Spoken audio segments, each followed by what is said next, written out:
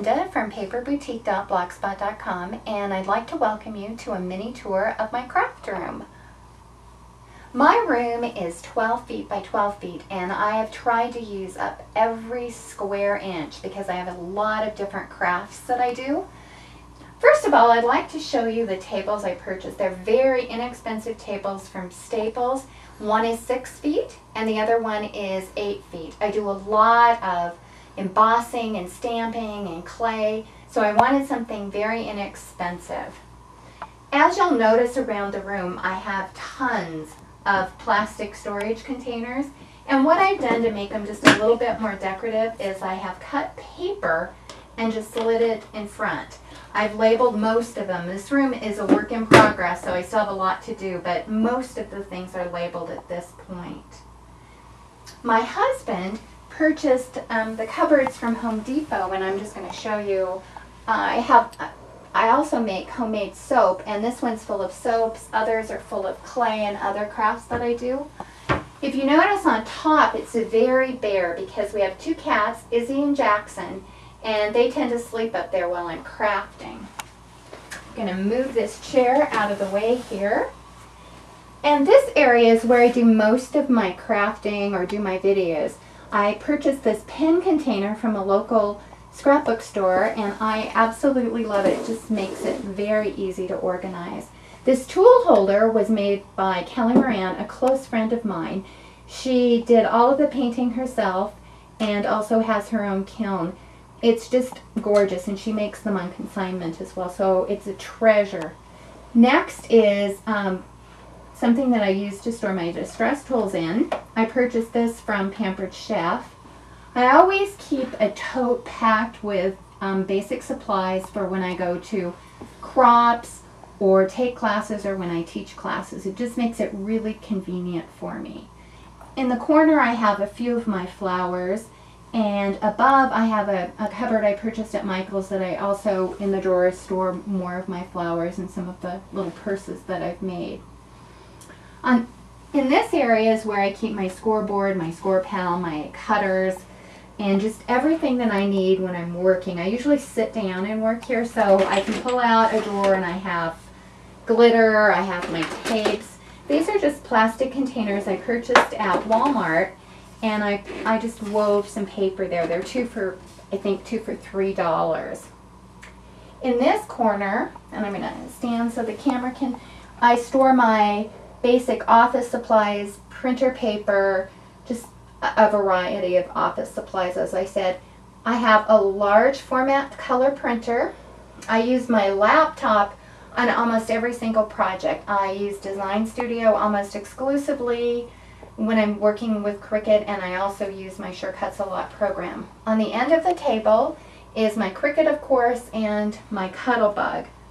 If you look underneath, as I said, I have many inexpensive plastic cabinets that I purchased. I have my 12 by 12 papers, and I have some additional rub-ons and additional flowers. I'm going to walk in front of the camera here, sorry about that, and let you see the rest of them. In this area is more stamps and just all sorts of clay equipment.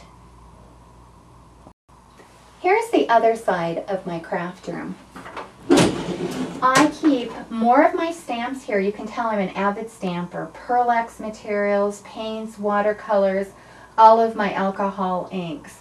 In this area, I have a little shoe container where I put some of my tools that I don't use on a daily basis. One of the things I want to share with you is when I'm using embossing powders, I store them in Ziploc containers and I write the name on them. I also use a spoon to go in that, so it's very easy when I just want to do quick embossing to pull them out. I also use that technique for glitters and for glass beads. On my door I have it's called Crop and Style Punch Pal. I couldn't remember the name of it. And I have my punches, or at least some of my punches. Some are stored in the closet. And I have inks. I just put this together with the inks, and I've got to change it. The worst thing to do is store inks vertically, and I need to move them. If you have a pigment ink that's very juicy, you should be storing it with the ink pad face up. If you have like a dye-based ink, whoops, there's my sponge that I keep behind them. If you have a dye-based ink, you need to store it with the ink pad facing down. So I need to redo this part of my scrapbook room really quickly.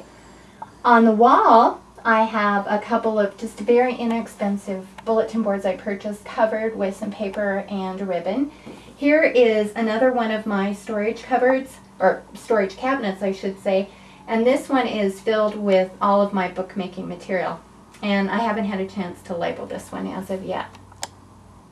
Here's the last side of my craft room. My husband built this closet for me. I have a variety of different size storage containers in here, and my ultimate goal is to really get this super consistent.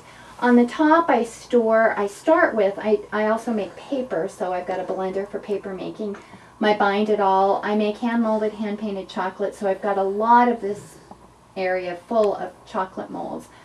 I store some additional stamps here. More of my rub-ons and valentines and book board is here. And then one of the things I wanted to show you is when I'm working on a project, I store them in these 12 by 12 cases. I can take it with me to crops, or I can take it with us when we go in our camping trailer. On this side, I just purchased the cutest thing at Michael's. It's to store cards in, and I want to label it.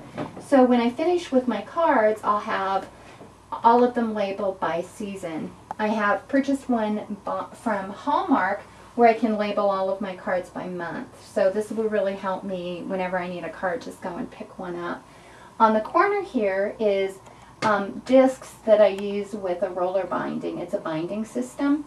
And then I just have more storage and more stamps on the next shelf. On the bottom of my storage area, I have more of my plastic containers. These are for the smaller papers, the 8.5 by 11, so they're a little bit smaller. And as you can see, a number of them are empty. I'm in the process of redoing this and relabeling it. Lastly, I wanted to share with you a little technique I use. I purchased the large Ziploc bags, the extra large ones that you can buy like at Walmart, and I put my the scrapbook pages that I'm working on or my card pages in there. So if I don't want to take a hard-sided box to a crop, I can just take this and have all of my projects available. I'd like to thank you for stopping by today, and please visit me on my blog at www.paperboutique.blogspot.com for more videos and projects. Bye-bye.